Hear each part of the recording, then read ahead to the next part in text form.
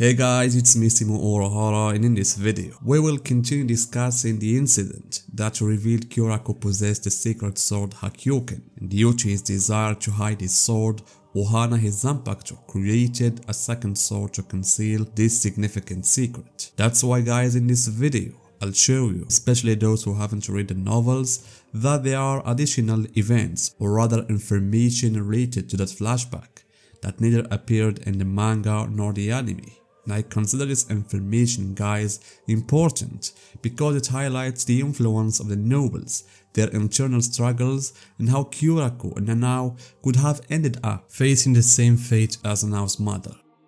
So the flashback, guys, in the manga or anime certainly provided us with a lot of details, such as how Kyoraku's Haori originally belonged to Nanao's mother, the revelation that Nanao is actually Kyoraku's niece, and the truth about Nanao's family. It was a family of women without Zanpakuto, entrusted with one of the Search's treasures. And Isuzu, Nanao's mother and likely the head of the family at the time, she has seen the sword as a curse, and she didn't want its curse to pass on to her daughter. That's why she entrusted that secret sword to Kyoraku Shunsui to hide it. And here, guys, we need to stop at this particular point because it's critical and carries a significant level of danger. And here is why. First, Nanao committed a grave offense by failing to safeguard the secret sword, and she gave it to Kyoraku, which placed him in a significant danger. Perhaps she didn't think about this possibility, as she was focused on getting rid of the sword. So when she handed him the sword,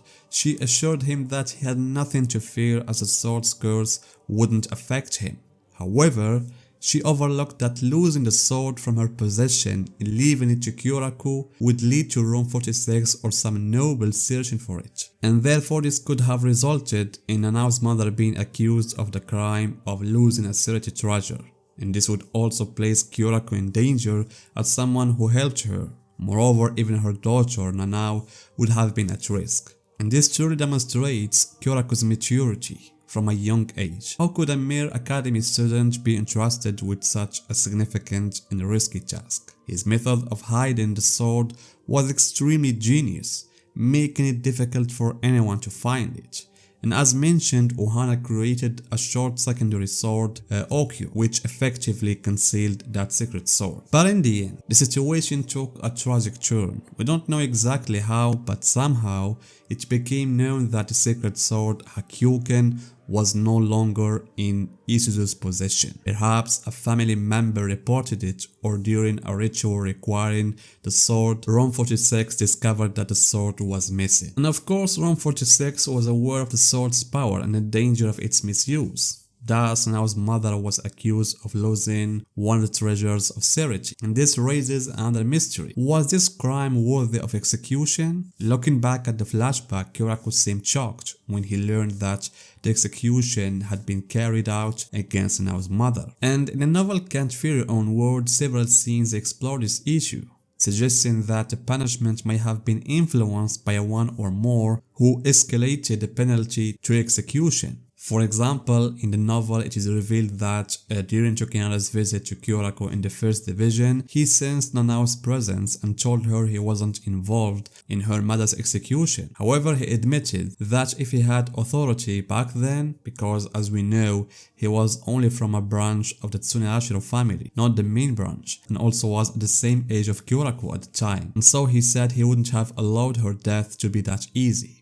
He claimed he would have made it like Roki's execution, where she was psychologically tormented, and would have ensured Kyoraku was in the front row to witness it.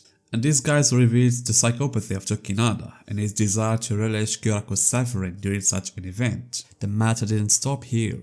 In the third volume of the novel, he admits that he had no direct connection to Nanao's mother execution.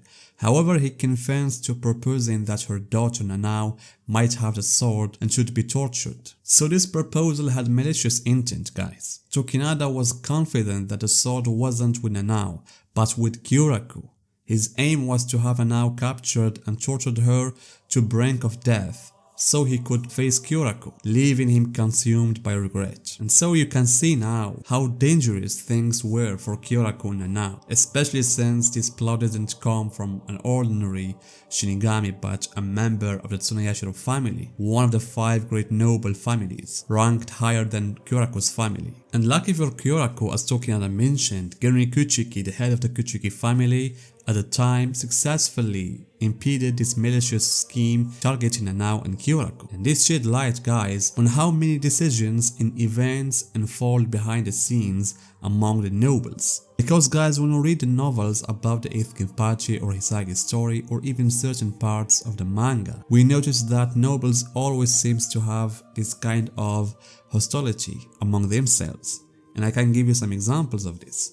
For example, the 8th Kenpachi's family was considered a noble family, and its downfall was caused by being ensnared by other noble families. The same thing happened to Shiba family that was exiled from the Sereti long ago. And now we see the death or execution of Nanao's mother undoubtedly involved some of the nobles. And this shows, guys, how many significant details were left out in Kyoraku's flashback, which played a role in what happened. And now, guys, we have another question. Why those events are a part of the past now? What is the current fate of the Sacred Sword? We've seen that the Sacred Sword was with Kyoraku and now with Nanao. So will Kyoraku and Nanao face something bad? In reality, it's clear that this didn't happen. Perhaps it was considered that what Nanao did, using the sword to defeat Libibaro, was a justification enough for her actions, and so she didn't get any punishment. And another topic, guys, that I want to discuss with you is about Tokinada's character. Through reading the novel, it's clear that Kobe heavily focused on him, connecting him to multiple storylines, both in the novel's present events and the original story past.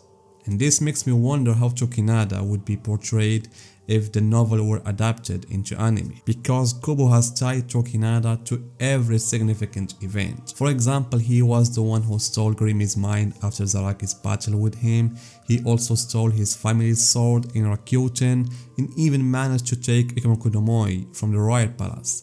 Furthermore, it's revealed that he has knowledge about the truth behind the sacred sword, Hakyuken, as well as the Fullbrings, and many things. That's why, guys, it feels somewhat strange to me to give so much importance to a character who never appeared in the manga, and he is briefly hinted as being Kakuyo's husband, the friend of Tosen. We only have information that he is a Shinigami. That's why I'm curious to see how this character will be handled in the future if he is ever featured in the anime. And then, guys, what do you think about this flashback and the new things that I told you about the involvement of Tokinada and even Genri Kuchiki?